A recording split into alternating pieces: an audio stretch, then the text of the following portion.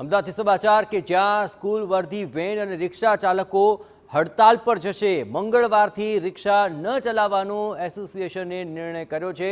School રિક્ષા અને વેનમાં પાસિંગની પ્રક્રિયા ઝડપી બનાવવા માટે માંગ કરાઈ છે। ટ્રાફિક અને આરટીઓની ઝુંબેશ શરૂ થતાં પહેલા હડતાલની ચીમકી ઉચ્ચારવામાં આવી। અમદાવાદ સહિત રાજ્યભરના રિક્ષા અને વેન સંચાલકોની બેઠકમાં આ નિર્ણય લેવાયો છે। 1 વર્ષથી રજૂઆત કરવા છતાં પાસિંગ પ્રક્રિયા ન કરાઈ હોવાનો આક્ષેપ છે। રાજકોટની ઘટના બાદ હવે તંત્ર જાગ્યું હોવાનો એસોસિએશને દાવો કર્યો। અમદાવાદ શહેરમાં અંદાજિત 15,000થી વધુ રિક્ષા અને વેનમાંથી માત્ર 800 લોકો પાસે જ પરમિટ છે। વાહન ચેકિંગનું ઝુંબેશ ચાલુ કરવાના છે, એના અનુસંધાનમાં આજે અમે ગુજરાત રાજ્ય, અમદાવાદ શહેર અને ગુજરાત રાજ્યના આગેવાનો જે અલગ અલગ શહેરમાંથી આવેલા છે એમનું એક મિટિંગનું આયોજન કરેલ હતું।